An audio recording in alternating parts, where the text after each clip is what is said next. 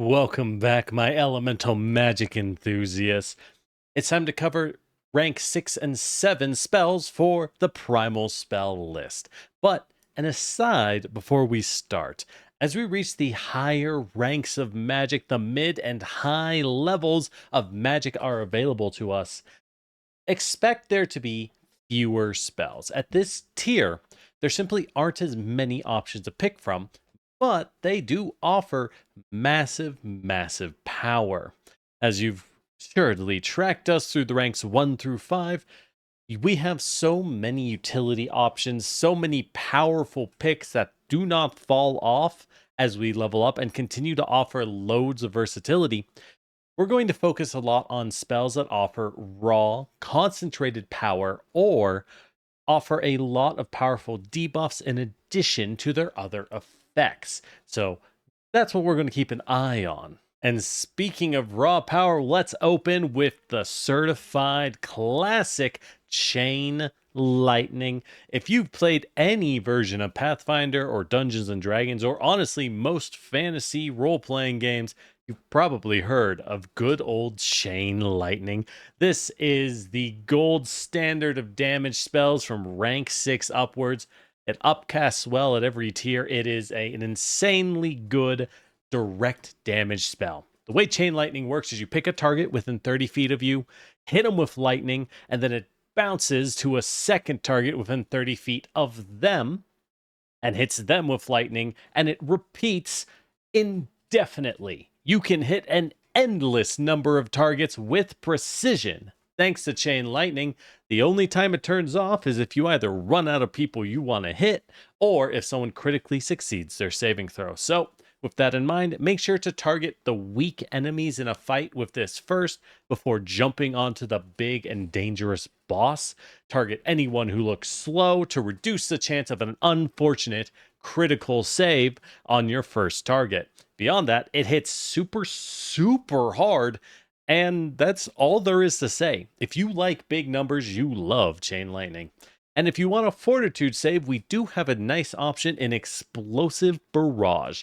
The damage is a little lower, but this is a nice traditional burst AoE that provides a few smaller bursts in addition for extra targeting and does good damage of both fire and sonic. There's not much else to say. It's good to have a fortitude save backup for your reflex save attack spell. And if we want something a little more sustained, Frozen Fog is a huge winner. Frozen Fog creates, well, a fog that creates difficult terrain and moves when you sustain it. What's more important about Frozen Fog is that it does pretty solid damage to anyone who starts their turn in the fog. And if they fail their save, amazingly enough, they become clumsy for a minute.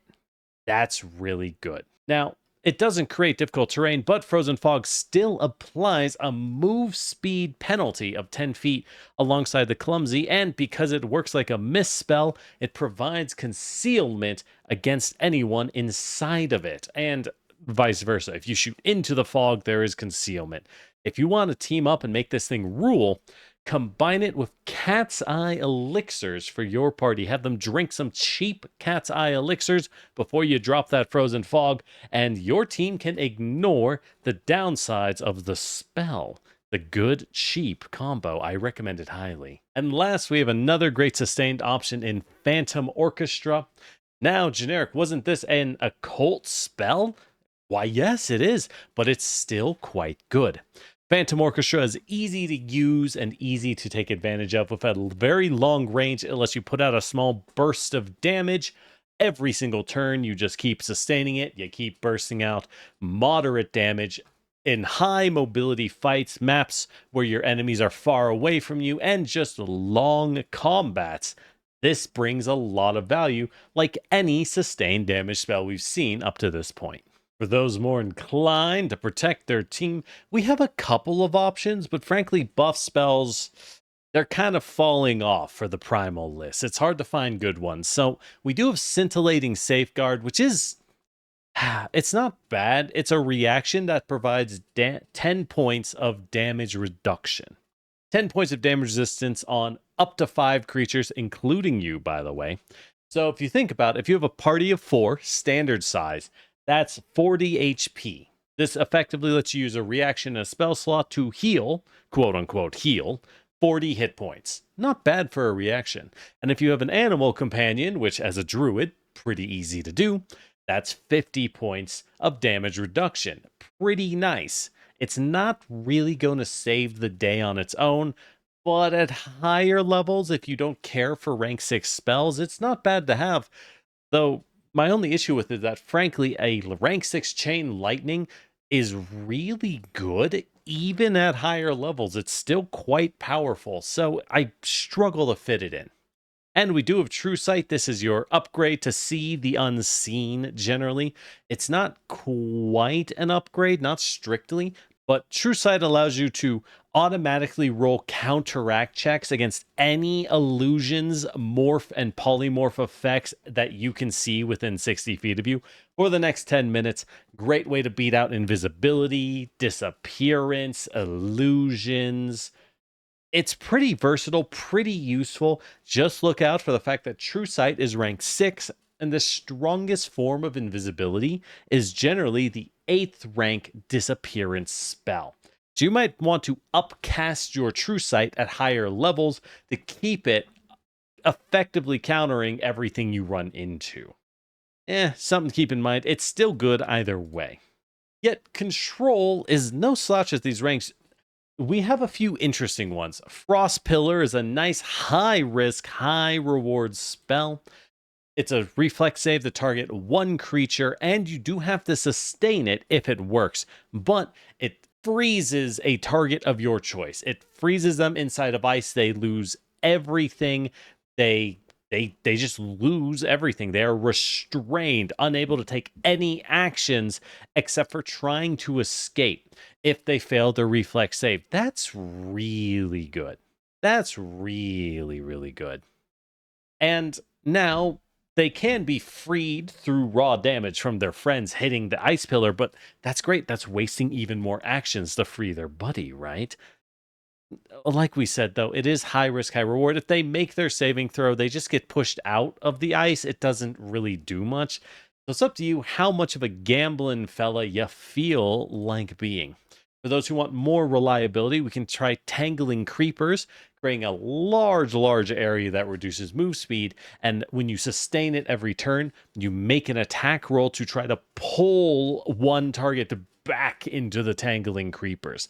Great for melee enemies. You want to keep pulling them back away from your team, force them to re-engage, spend actions, moving back to your party every round. It's pretty solid there, though a little specific in its use case.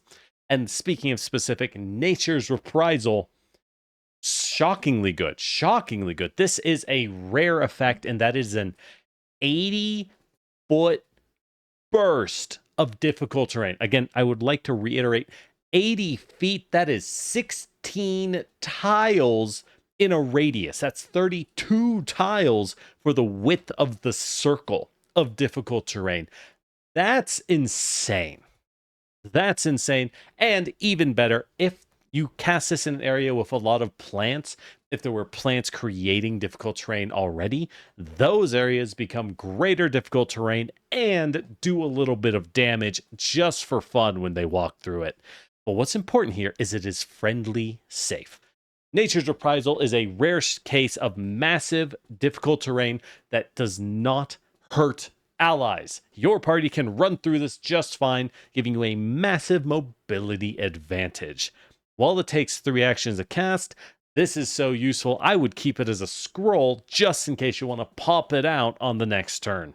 Speaking of scrolls, really, I don't see a need to carry damage scrolls at this rank. If you want to buy them, go ahead, but control scrolls go pretty well here. Frozen Fog and Nature's Reprisal give you nice options for hard control when it matters, and Slow at rank 6 is a great pocket pick.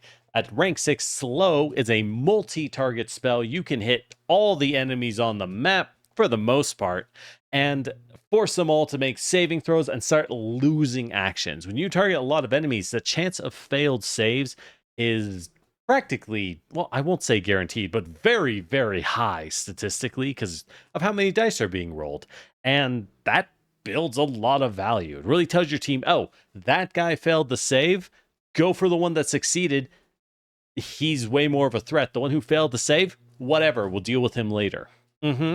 And while we might not be buying scrolls of damage, don't worry, blaster lovers, damage enthusiasts, chain lightning and explosive barrage really have you covered here. Massive damage in chain lightning, and if you need a fortitude save instead of a reflex save, explosive barrage comes in to help you out. Last, I do recommend Frozen Fog. It gives you a nice debuff suite, a lot of utility in different situations, and still pretty good damage on a moving damage field. That's a nice fortitude save. It's good to keep a little more than just burst damage in the pocket. For us control lovers, if you like to gamble, Frost Pillar will make you happy. When this thing works, it is nasty, shutting an enemy down hardcore. And Frozen Fog and Rank 6 Slow are still excellent picks. Frozen Fog giving you that nice danger field with a host of debuffs, and Slow letting you just completely rock multi-enemy encounters. If you don't want to gamble with Frost Pillar, honestly swap it for a Chain Lightning or a heal spell. Either of them are a nice way to pump out big numbers on demand.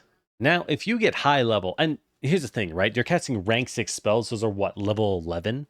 So high level is like level 17 out of 20. It's real high. But if you do hit that tier and you find that the numbers for rank 6 spells aren't cutting it anymore, we still have some good options. I'd recommend Frozen Fog. I know I keep recommending it. It's really quite good. But hey, Clumsy 1 for a minute, reduced move speed, and a moving concealment plus damage, it offers quite a bit of benefit.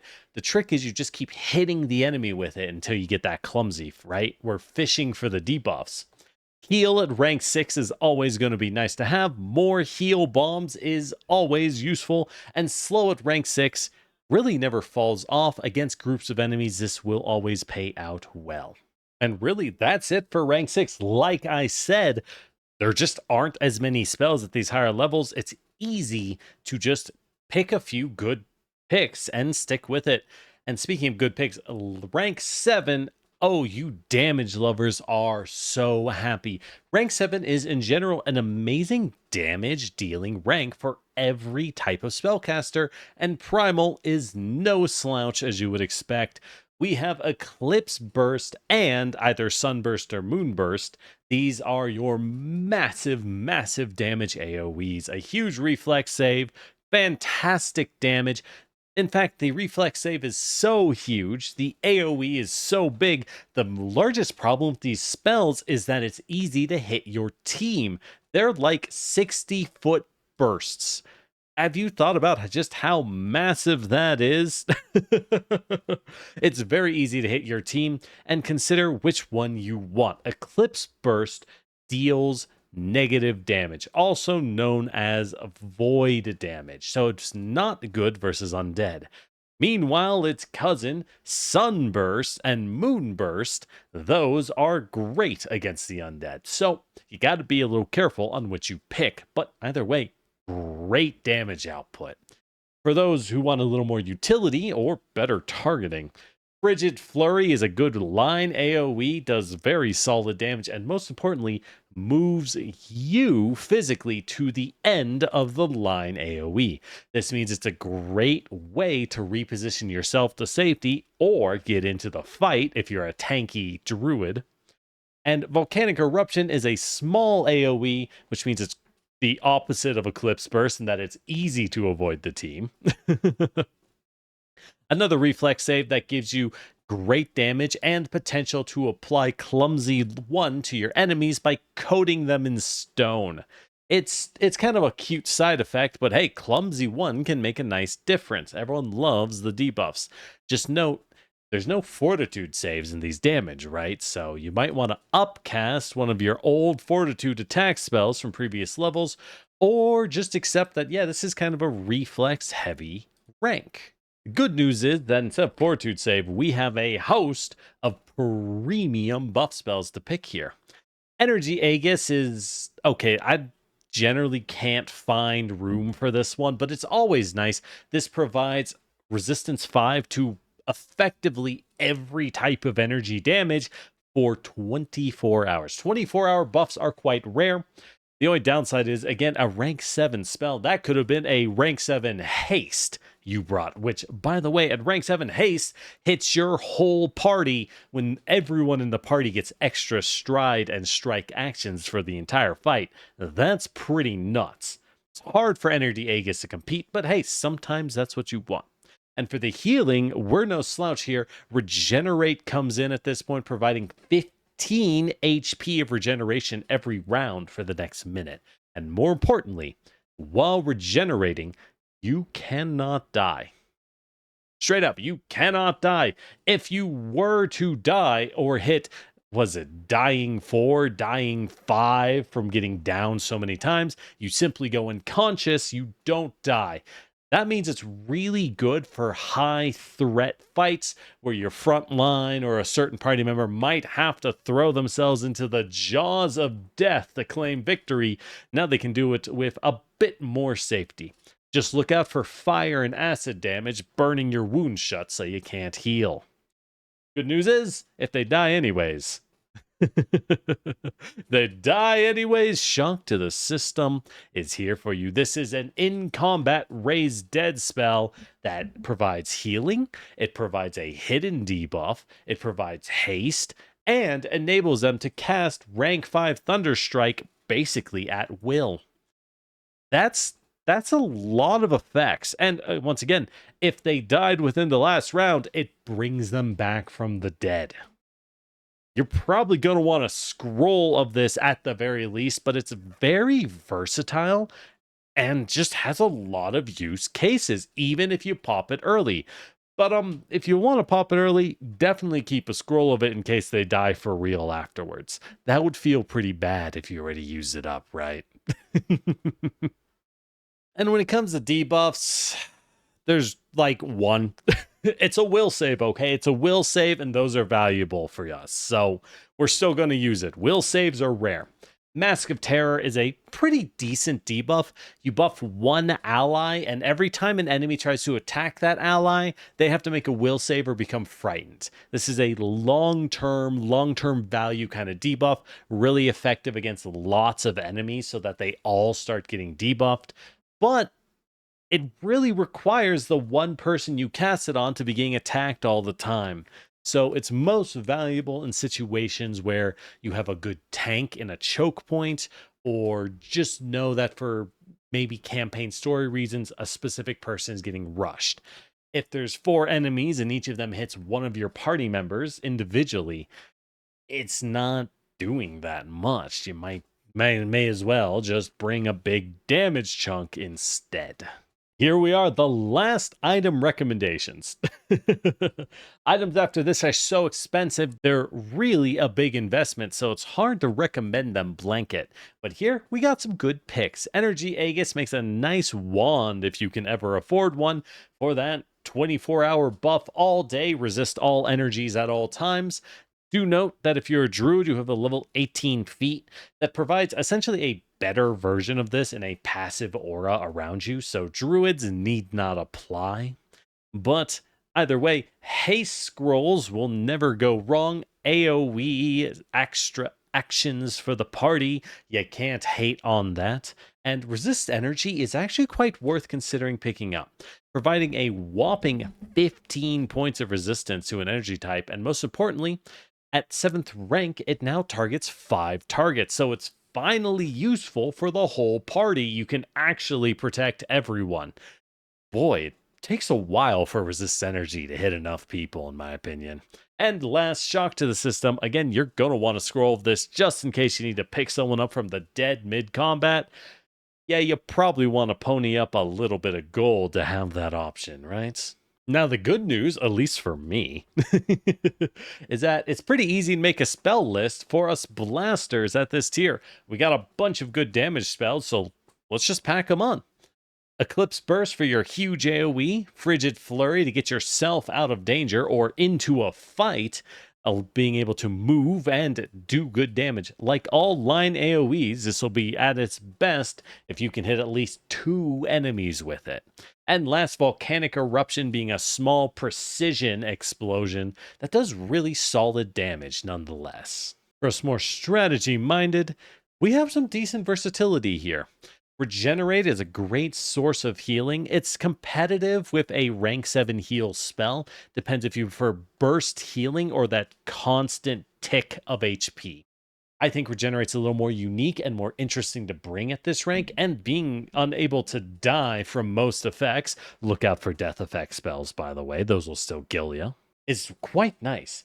Haste is, oh man, this thing's just an all-star. At rank 7, hasting the whole team will always be solid. And Volcanic Eruption, you still want to bring a little bit of damage when you need to finish something off, or if the enemies pack into a tight area and, you just can't resist, this is a great high damage pick that is easy to not hit your team with. And there you have it. The good news is that spells at this tier, we don't really need to worry about replacing them. Even at the highest levels, they still do really good damage and have good effects. So pick what you like and experiment a little, right?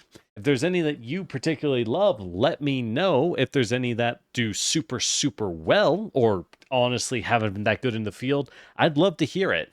And hey, we're going to wrap up with a short little video on the rest of the list. Yeah, I say short. There's just shockingly few rank 8, 9, and 10 spells out there, so it's pretty easy to go through them. Make sure you're subscribed to us at Lord Generic RPG, and we'll catch you on the next one, and we can see what the real powerhouse spells of Primal look like.